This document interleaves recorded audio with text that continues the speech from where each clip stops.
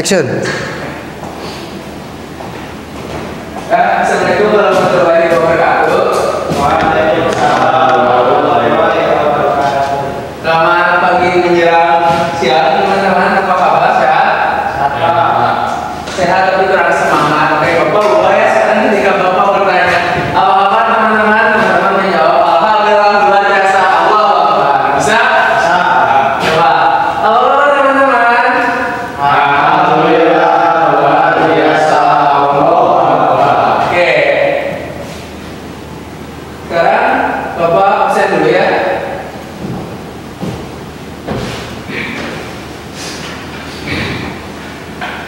Pertama, Fikri Firdaus, Raihan Najib, Hafiz, Coba. Oke, ada semua ya berarti.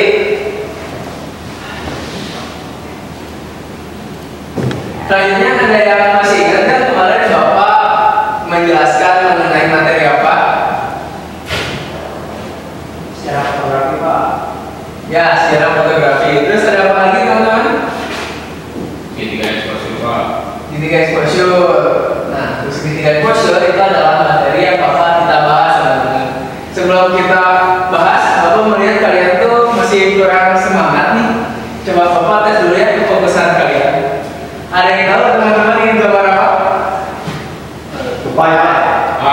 Tupai, Pak. Itu jangan Pak. Saya tupai, Pak. Gorila. Tupai itu monyet ya.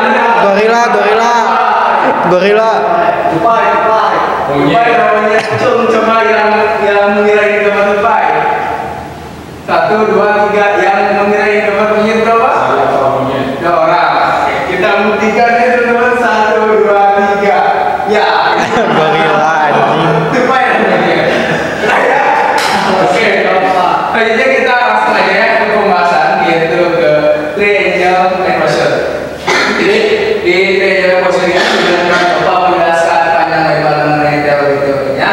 Bapak langsung saja ingin memberikan contoh kepada kalian mengenai foto-foto yang menerapkan triangle equation ini. Fotonya bisa kalian share di sini karena ini merupakan suatu portofolio Bapak sendiri ya mengenai fotografi dasar pada waktu Bapak masih kuliah. Keren apa? Jadi yang pertama ya, di dalam triangle equation ini ada 3 elemen teman-teman. Ada ISO, lalu ada shutter speed, lalu ada F-nya atau aperture. Kita mulai aja dari penjelasan gambar ini. Ini ada 2 gambar nih teman-teman yang ada di depan. Ada gambar yang sebelah kiri saya, ada gambar yang di sebelah kanan saya. Kalian bisa membedakan tidak? Apa yang menjadi pembeda dari 2 gambar ini? Pencahayaan, Pak. Pencahayaan, betul. Lalu yang kedua, teknik pengambilan. Lalu ada lagi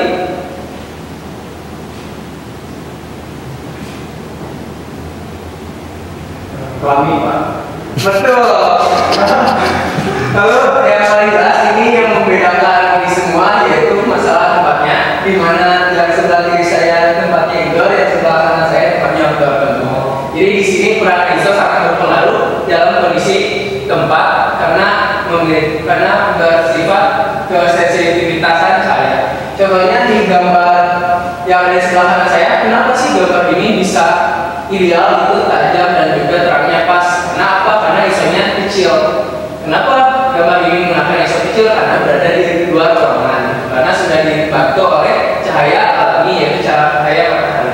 Tapi sebenarnya teman-teman ketika kita ingin foto tapi di tempat yang gelap, ISO-nya harus tinggi. Kenapa? Supaya mengejar si cahaya itu sendiri supaya hasil foto kita tajam dan juga terangnya pas.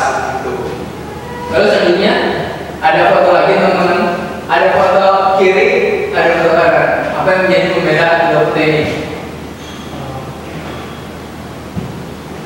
Masanya beda. Masanya. Lalu ada apa lagi?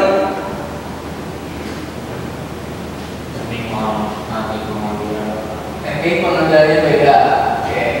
Jadi yang paling kental dalam perbedaan foto ini adalah masanya beda teman-teman atau jumlahnya beda teman-teman.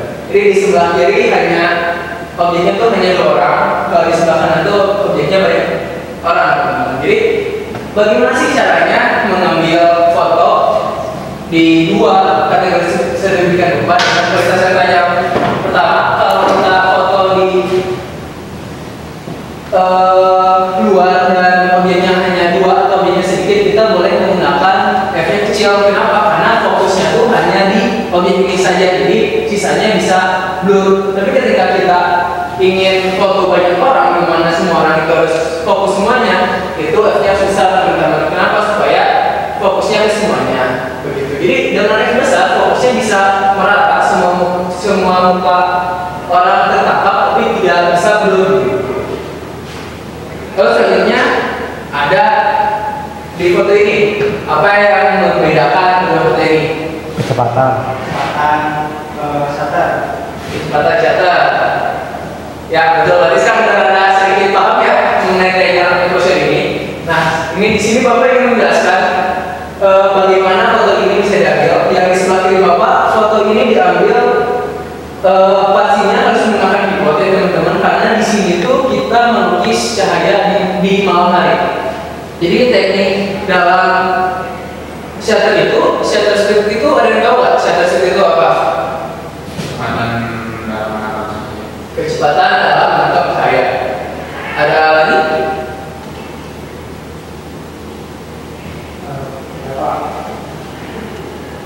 Oke, jadi shutter speed itu benar ya, seberapa cepat si cahaya itu, si sensor kamera itu menangkap cahaya yang dia terima. Jadi si sensor itu bisa membuka, langsung menutup, atau membuka dan tutupnya lama, kayak gitu.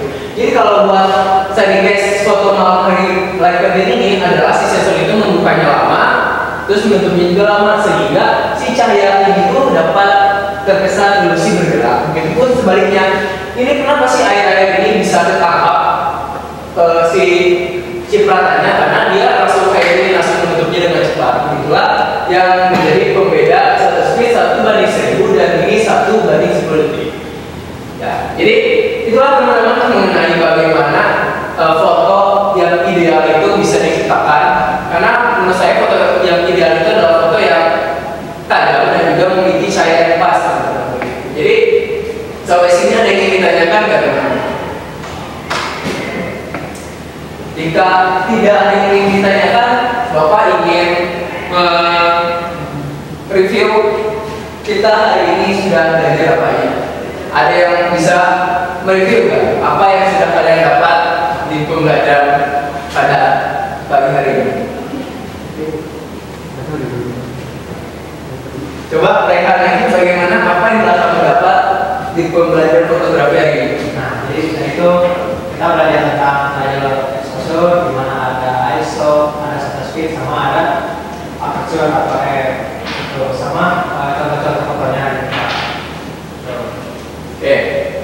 Selanjutnya, Bapak ingin meminta satu orang dari kalian untuk ke depan. Mau siapa nih? Atau ada sukarelawan atau ingin Bapak tunjuk? Tunjuk kok, tunjuk. Oke, Bapak tunjuk aja ya. Fikri, balik ke depan, Fikri. Bebas.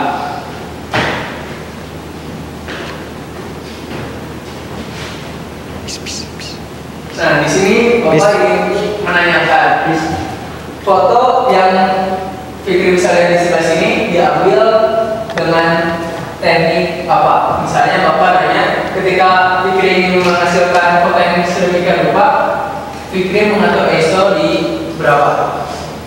Kalau menurut saya Pak, karena itu fotonya dengan menggunakan teknik model close up, jadi cuma hanya bagian kepala dan kurang saja yang didapatkan. Mungkin saya bisa menggunakan, kalau di luar ruangan bisa menggunakan ISO dari 100 sampai 200. Oke.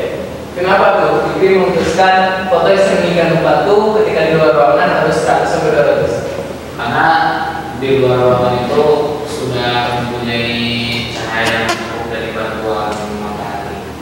Oke, tapi misalnya foto kayak gini itu ISO-nya 1000 tuh, apa yang bakal terjadi dalam foto ini? Kita mungkin jadinya kayak putih gitu Pak. betul, putih ya, karena overexposure. Lalu shutter speed berapa sih ketika ISO-nya 1/200 dengan foto yang sedemikian rupa? Kalau biasa saya mah